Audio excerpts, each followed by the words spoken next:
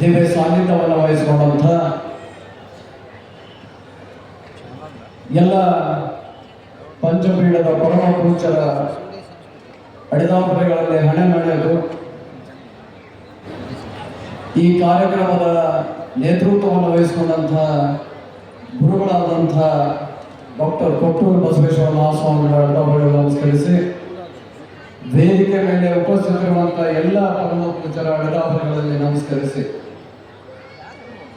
ಈಗ ನಮ್ಮೆಲ್ಲರನ್ನ ಉದ್ದೇಶಿಸಿ ಮಾತನಾಡಿದಂಥ ಈ ಕಾರ್ಯಕ್ರಮವನ್ನು ಉದ್ಘಾಟನೆ ಮಾಡಿದಂಥ ಹಿರಿಯರು ಮಾರ್ಗದರ್ಶಿಗಳಾದಂಥ ಶಂಕರ್ ಬಿದ್ರಿ ಸರ್ ಅವರಲ್ಲಿ ಗೌರವಪೂರ್ವಕವಾಗಿ ನಮಸ್ಕರಿಸಿ, ಅದೇ ರೀತಿಯಾಗಿ ಗೌರವಿತ ತಾಲೂಕಿನ ಶಾಸಕರ JS ಪಾಟೀಲ್ ಅವರ ಮಗವರಾದಂಥ ಮಿಥುನ್ ಪಾಟೀಲ್ ಅವರಲ್ಲಿ, ಅದೇ ರೀತಿಯಾಗಿ ಮಲ್ಲನಗೌಡರವರಲ್ಲಿ, ವೇದಿಕೆ ಮೇಲೆ ಉಪಸ್ಥಿತರುವಂಥ ಎಲ್ಲ ಗಣ್ಯಮಾನ್ಯರಲ್ಲಿ ನಮಸ್ಕಾರವನ್ನು ಸಲ್ಲಿಸಿ, ಇಲ್ಲಿ ಸೇರಿರ್ತಕ್ಕಂಥ ಶ್ರೀಮಠದ ಎಲ್ಲ ಸದ್ಭಕ್ತರಲ್ಲಿಯೂ ತಂದೆ ತಾಯಿಯಂದರಲ್ಲಿ ಅಣ್ಣ ತಮ್ಮಂದರಲ್ಲಿ ಮತ್ತೊಮ್ಮೆ ಗೌರವಪೂರ್ವಕವಾಗಿ ನಮಸ್ಕರಿಸುವುದರ ಜೊತೆಗೆ ಪತ್ರಿಕಾ ಬಾಂಧವರಲ್ಲಿ ಸಹ ಗೌರವಪೂರ್ವಕವಾಗಿ ನಮಸ್ಕರಿಸಿ,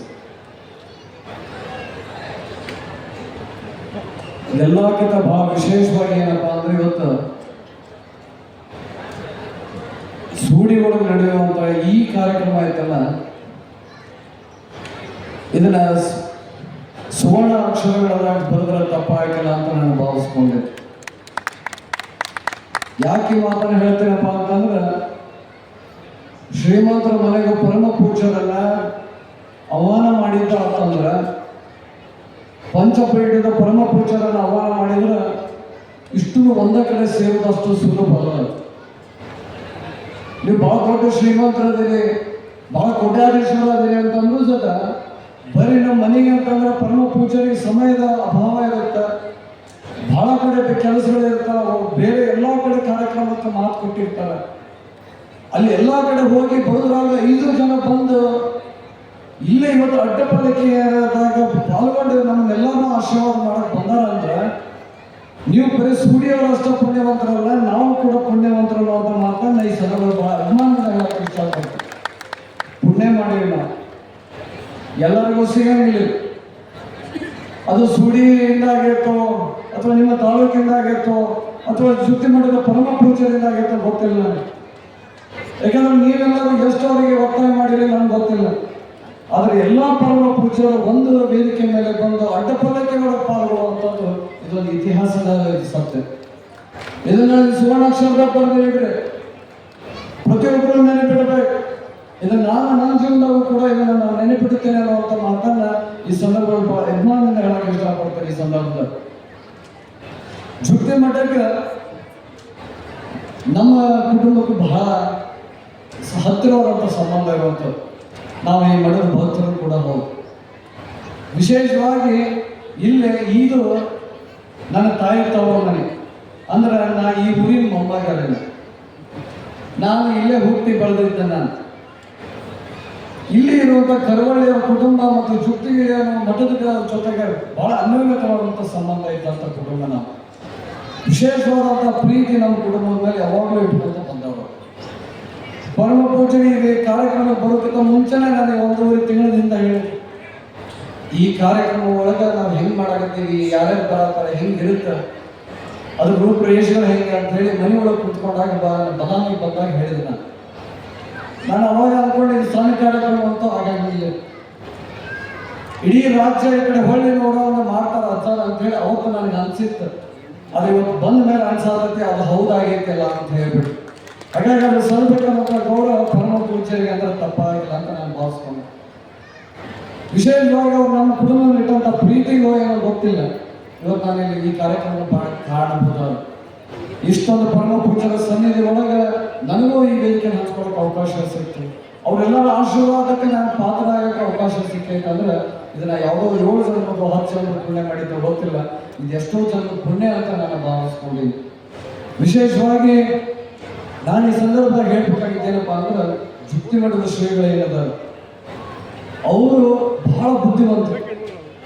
ಡಾಕ್ಟರೇಟ್ ಅನ್ನ ಮಾಡಿ ಒಬ್ಬ ಪ್ರೊಫೆಸರ್ ಆಗಿ ಒಬ್ಬ ರಿಸರ್ಚರ್ ಆಗಿ ಕರ್ನಾಟಕ ಯೂನಿವರ್ಸಿಟಿ ಅಂತಂದ್ರೆ ಅವತ್ತಿನ ಸಂದರ್ಭದಾಗ ಅದು ದೊಡ್ಡ ವಿಶ್ವವಿದ್ಯಾಲಯ ಎಲ್ಲ ಇಡೀ ಏಷ್ಯಾ ಖಂಡದಾಗ ಏನು ನಾವು ಧಾರವಾಡ ಯೂನಿವರ್ಸಿಟಿ ಅಥವಾ ಕರ್ನಾಟಕ ಯೂನಿವರ್ಸಿಟಿ ಅಂತ ಏನು ಕರಿತೀವಿ ಅದು ಬಹಳ ದೊಡ್ಡ ವಿಶ್ವವಿದ್ಯಾಲಯ ನಮ್ಮ ಇಡೀ ಏಷ್ಯಾ ಖಂಡದ. ಅಂತಲ್ಲೇ ಒಬ್ಬರು ಪ್ರೊಫೆಸರ್ ಆಗಿ, ಒಬ್ಬ ರಿಸರ್ಚರ್ ಆಗಿ ಎಷ್ಟೋ ಮಂದಿ ವಿದ್ಯಾರ್ಥಿಗಳಿಗೆ ಶಿಕ್ಷಣವನ್ನು ದಾನ ಮಾಡುವಂಥದ್ದು ಐತಲ್ಲ, ಅಷ್ಟು ಸುಲಭ ಆಗಲ್ಲ.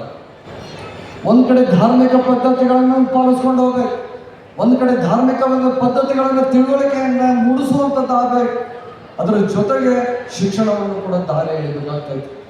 ಇವೆರಡೂ ಸಮತೋಲನವಾಗಿ ತಗೊಂಡು ಹೋಗುವಂಥ ಕೆಲಸ ಅಷ್ಟು ಸುಲಭ ಅಲ್ಲ ಅಂತ ನಾನು ಭಾವಿಸ್ಕೊಂಡೆ. ಆ ಕೆಲಸದೊಳಗೆ ಯಶಸ್ಸು ಯಾರಾಗ್ಯಾರಪ್ಪ ಅಂದ್ರೆ ಪರಮ ಪೂಜ್ಯರ ಆಗ್ಯಾರ ಅನ್ನುವಂಥ ಮಾತನ್ನ ಬಹಳ ಅಭಿಮಾನದಿಂದ ಹೇಳಕ್ಕೆ ಇಷ್ಟಪಡ್ತೀವಿ.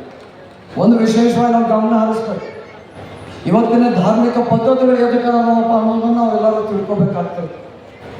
ನಾನು ಶಿವೋಗ ಮಂದಿರನ ಹತ್ತಿರದಿಂದ ನೋಡಿ, ಅವತ್ತಿನ ಸಂದರ್ಭದ ಡಾಕ್ಟರ್ ಸಂಗರ ಬಸವ ಮಹಾಸ್ವಾಮಿಗಳು ಲಿಂಗೈಕ್ಯ ಸ್ವಾಮೀಜಿಯವರು ಅವತ್ತವರ ಅಧ್ಯಕ್ಷರಾದಂಥ ಸಂದರ್ಭದಾಗ ನಾನು ಅವ್ರನ್ನ ಹತ್ತಿರದಿಂದ ನೋಡಿದಂಥ, ಅವ್ರ ಜೊತೆ ನಾನು ಹಲವಾರು ಸಂದರ್ಭಗಳನ್ನ ಕಳೆದಿಗೆ ಅವ್ರ ಜೊತೆ ಹಂಚ್ಕೊಂಡಿದ್ದೀನಿ ನನ್ನ ಭಾವನೆಗಳನ್ನ. ನನಗೆ ಏನು ಅನ್ಸುತ್ತೆ ನಾನು ಮಾತಾಡ್ತಿದ್ದೆ, ನಾನು ಅವ್ರ ಜೊತೆ ಹಲವಾರು ವಿಷಯಗಳನ್ನು ನನ್ನ ಮುಂದೆ ಪ್ರಸ್ತಾಪ ಮಾಡಿದ್ದನ್ನು ನಾನು ನೋಡಿ. ನಾವು ಬೇರೆ ಧಾರ್ಮಿಕದಾಗ ಬೇರೆ ಧರ್ಮದವರು ಜಾತಿಯವರಂತ ನಮ್ಮನ್ನು ಎಂದೂ ನೋಡಲಿಲ್ಲ. ಅವರು ಪ್ರತಿ ಸಲನೂ ನಾನು ಯಾವುದೇ ವೇದಿಕೆ ಕಾರ್ಯಕ್ರಮ ಬರಲಿ ಅಥವಾ ಮಠಕ್ಕೆ ಬರಲಿ, ಶಿವ ಮಂದಿರಕ್ಕೆ ಬರಲಿ, ನಾನು ಕರೆದು ಕುಂದಿರಿಸ್ಕೊಂಡು ಮಾತಾಡಿಸಿ ಕಳಿಸುವಂಥ ಕೆಲಸವನ್ನು ಮಾಡ್ತಾರೆ. ನನ್ನನ್ನು ಹೆಂಗೆ ನೋಡಿದ್ರಪ್ಪ ಅಂತಂದ್ರೆ ಒಂದು ಮಗುವಿಗಿಂತ ಹೆಚ್ಚು ಪ್ರೀತಿ ಮಾಡಿದ್ರು. ನನ್ನಲ್ಲಿ ಒಂದು ತಂದೆ ತಾಯಿ ಸ್ಥಾನ ನಿಂತ್ಕೊಂಡು ನೋಡಿದ್ರು ನಮ್ಮಲ್ಲಿ. ಅವರು ಲಿಂಗೈಕ್ಯಕ್ಕಿಂತ ಮುಂಚೆ ಒಂದು ಮಾತನ್ನು ಹೇಳಿದ್ರು, ಇಲ್ಲಪ್ಪ ರಾಜಣ್ಣ, ನೀನು ಮುಂದೆ ಒಳ್ಳೇದಾಗ್ತಾ ಇತ್ತು, ನೀನು ನೋಡ್ಬೇಕಾದ್ರೆ ನಿಮ್ಗೆ ಒಳ್ಳೇದಾಗ್ತೈತೆ ಅನ್ನೋ ಮಾತನ್ನ ಹೇಳಿ. ಇವತ್ತು ನನಗೆ ಏನು ಒಳ್ಳೇದಾಗೈತೆ ಅನ್ನೋದು ನೀವು ಸಾಕ್ಷಿ ಇದ್ದೀರ ಅಂತ ನಾನು ತಿಳ್ಕೊಂಡೆ.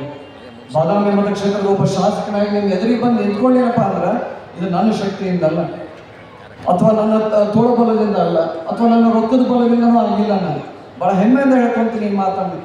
ಪರಮ ಪೂಜ್ಯರ ಆಶೀರ್ವಾದದಿಂದ, ಶಿವ ಮಂದಿರದ ಆಶೀರ್ವಾದದಿಂದ, ಎಲ್ಲ ನನ್ನ ಸ್ವಾಮೀಜಿಯವರ ಆಶೀರ್ವಾದದಿಂದ ಆಗಿನೇ ಅನ್ನೋದನ್ನ ಬಹಳ ಹೆಮ್ಮೆಯಿಂದ ಹೇಳ್ಕೊಳ್ಳೋಕೆ ಇಷ್ಟಪಡ್ತೇನೆ. ವಿಶೇಷವಾಗಿ ಶಿವ ಮಂದಿರದಾಗ ನಾವು ನೋಡಿದ್ದು ಕಲ್ತಿದ್ದ ಬೇರೆ. ಅಲ್ಲಿ ಭಾವನಾತ್ಮಕವಾಗಿ ಜಾತಿ ಮೀರಿ ಧರ್ಮಗಳನ್ನು ಮೀರಿ ನಾವು ನಿಂತಿದ್ದನ್ನು ನೋಡಿವಿ. ಆ ಮಠಗಳೆಲ್ಲ ಇವತ್ತು ಇಷ್ಟೊಂದು ಮಠಗಳೆಲ್ಲ ಎದ್ದು ನಿಂತಾವಪ್ಪ ಅಂತಂದ್ರೆ ಅವು ಯಾವ ಬೇರೆ ತಮ್ಮ ಕೆಲಸಕ್ಕೂ ತಮ್ಮ ಸ್ವಾರ್ಥಕ್ಕೆ ಆಗಿಲ್ಲ. ನಮಗೆ ಶಿಕ್ಷಣ ದಾರಿಯನ್ನು ನಿಮ್ಮ ಮನ್ಯಾಗ ಅಥವಾ ನಮ್ಮ ಮನ್ಯಾಗ ಯಾರೋ ಒಬ್ಬರಿಗೆ ಒಂದಲ್ಲ ಒಂದು ರೀತಿಯಾಗಿ ಶಿಕ್ಷಣಕ್ಕೆ ಸಹಾಯ ಸಹಕಾರವನ್ನ ನೀಡ್ಯಾರ. ಅನ್ನ ದಾಸೋಹವನ್ನು ಮಾಡ್ಕೊಂತ ಬರಕತ್ತಾರ. ಈ ಸಮಾಜದಾಗ ಏನೇನು ತಿದ್ದಬೇಕು, ಏನೇನು ಒಳ್ಳೆ ರೀತಿಯಿಂದ ನಡೆಸ್ಬೇಕು, ಅವನ್ನೆಲ್ಲವನ್ನು ತಿಳುವಳಿಕೆಯನ್ನು ಕೊಡುವಂಥ ಕೆಲಸವನ್ನ ಮಠಗಳು ಮಾಡಕತ್ತಾವ ಅನ್ನುವಂಥದ್ದು ನಾವೆಲ್ಲರೂ ತಿಳ್ಕೊಬೇಕಾಗ್ತದೆ. ಯಾವುದೋ ಒಂದು ಜಾತಿಗೆ ಸೀಮಿತ ಆಗಲಿಲ್ಲ, ಯಾವುದೋ ಒಂದು ಧರ್ಮಕ್ಕೆ ಸೀಮಿತ ಆಗಲಿಲ್ಲ, ಅವನ್ನೆಲ್ಲವನ್ನ ನಿಮಗೆ ದಾಟಿ ಬಂದು ನಿಂತ್ಕೊಂಡು ಪ್ರತಿಯೊಬ್ಬರನ್ನು ಮನುಷ್ಯರನ್ನಾಗಿ ಕಾಣುವಂಥದ್ದು, ಪ್ರತಿಯೊಬ್ಬರ ಮನುಷ್ಯನನ್ನು ಪ್ರೀತಿಯಿಂದ ಕಾಣುವಂಥ ಕೆಲಸವನ್ನ ಮಠಾಧೀಶರು ಮಾಡ್ಯಾರ ಅನ್ನುವಂಥದ್ದನ್ನು ಬಹಳ ಹೆಮ್ಮೆಯಿಂದ ಹೇಳ್ಕೊಳ್ಳೋಕೆ ಇಷ್ಟಪಡ್ತೇನೆ. ಈ ರೀತಿಯಾಗಿ ಬದುಕುವುದನ್ನು ನಾವು ಕಲಿಬೇಕಾಗ್ತದೆ. ಅವರು ಒಂದು ಹಾಕಿದಂಥ ದಾರಿಗಳಿಗೆ ನಾವೆಲ್ಲರೂ ನಡಿಬೇಕಾಗ್ತದೆ ಅನ್ನೋಂಥ ಮಾತನ್ನ ಈ ಸಂದರ್ಭದಲ್ಲಿ ಹೇಳಕ್ಕೆ ಇಷ್ಟಪಡ್ತೇನೆ. ವಿಶೇಷವಾಗಿ ಬಹಳ ಅಭಿಮಾನದಿಂದ ಈ ಕಾರ್ಯಕ್ರಮಕ್ಕೆ ಬಂದೀವಿ. ನಾವು ಬಹಳ ಪ್ರೀತಿಯ ವಿಶ್ವಾಸ ಗೌರವ ಇಟ್ಕೊಂಡು ಬಂದೀವಿ ಈ ಕಾರ್ಯಕ್ರಮಕ್ಕೆ. ಯಾಕಂದ್ರೆ ಈ ಮಾತು ಯಾಕೆ ಹೇಳ್ತೀರಪ್ಪ ಅಂದ್ರೆ, ಒಂದು ಕಡೆ ನಾನು ಅದ್ರ ಬಗ್ಗೆ ತಿಳ್ಕೊಳ್ಳುವಂಥ ಪ್ರಯತ್ನವನ್ನು ಮಾಡೋದು. ಶಿವ ಮಂದಿರವನ್ನು ಕಟ್ಟುವಂಥ ಸಂದರ್ಭದಾಗ ಅಂದ್ರೆ ಹೆಚ್ಚು ಕಡಿಮೆ 1908ರಲ್ಲೇ ನಮ್ಮ ಶಿವ ಮಂದಿರವನ್ನು ಸ್ಥಾಪನೆ ಆಗ್ತದೆ. ಅವತ್ತ ಕುಮಾರೇಶ್ವರರ ಆಶೀರ್ವಾದದ ಜೊತೆಗೆ ಕೊಟ್ಟೂರು ಬಸವೇಶ್ವರ ಮಹಾಸ್ವಾಮಿಗಳವರ ಆಶೀರ್ವಾದ ಇತ್ತು ಅನ್ನೋದನ್ನು ನಾವು ತಿಳ್ಕೊಬೇಕಾಗ್ತೈತಿ. ಅಂದರೆ ಜುಗ್ತಿ ಮಠದ ಕೂಡ ಅಲ್ಲಿ ಸಹಾಯ ಸಹಕಾರ ಆ ಪಾಲಾಧಾರ ಅವ್ರದ್ದು ಇತ್ತು ಅಂತ. ಅವರು ಅವತ್ತು ಬಂದು ನಿಂತ್ಕೊಂಡು ಅಷ್ಟೆಲ್ಲ ಮಠವನ್ನು ಸ್ಥಾಪನೆ ಮಾಡಕ್ಕೆ, ಶಿವ ಮಂದಿರವನ್ನು ಸ್ಥಾಪನೆ ಮಾಡಕ್ಕೆ ಅವರೆಲ್ಲರೂ ಕಾರಣಭೂತರಾಗಿದ್ದರು. ಈ ಜುಗ್ತಿ ಮಠನ ಕೂಡ ಕಾರಣ ಆಗಿತ್ತು ಅನ್ನೋದನ್ನು ಬಹಳ ಹೆಮ್ಮೆಯಿಂದ ಹೇಳ್ಕೊಳಕ್ಕೆ ಇಷ್ಟಪಡ್ತೀನಿ. ಅವಾಗಿನ ಕುಮಾರಶಿವಗಳು ಒಂದು ಮಾತನ್ನು ಹೇಳಿರ್ತಾರ, ಏನಪ್ಪ ಅಂತಂದ್ರೆ ನನ್ನ ಬಲಗೈಯನ್ನು ಕಳೆದುಕೊಂಡೆ ಅನ್ನುವಂಥದ್ದು. ಯಾಕೆ ಆ ಮಾತನ್ನು ಹೇಳ್ತಾರಪ್ಪ ಅಂದ್ರೆ, ಅವತ್ತು ಅವ್ರು ಕಳ್ಕೊಂಡಿದ್ದೇನಾಗಿರ್ತೈತೆ ಅಂದ್ರೆ ಲಿಂಗೈಕ್ಯ ಕೊಟ್ಟೂರು ಬಸವೇಶ್ವರ ಮಹಾಸ್ವಾಮಿಗಳನ್ನ ಶಿವಾಚಾರ ಮಹಾಸ್ವಾಮಿಗಳನ್ನ ಕಳ್ಕೊಂಡಂಥ ದಿವಸ ಆಗಿರುತ್ತೆ. ಅದಕ್ಕೆ ಶಿವಯೋಗಿ ಕುಮಾರ ಶಿವಯೋಗಿಗಳು ಈ ಮಾತಲ್ಲಿ ಅವ್ರು ತಮ್ಮ ಮಾತಲ್ಲಿ ಈ ಮಾತನ್ನು ಪ್ರಸ್ತಾಪ ಮಾಡ್ತಾರೆ. ಹಾಗಾಗಿ ನಾವು ತಿಳ್ಕೊಬೇಕಾಗಿದ್ದು ಇಷ್ಟ, ಜುಗ್ತಿ ಮಠಕ್ಕೂ ಮತ್ತು ನಮ್ಮ ಶಿವ ಮಂದಿರಕ್ಕೂ ಬಹಳ ಅರ್ಥವಾದಂಥ ಸಂಬಂಧ ಐತಿ.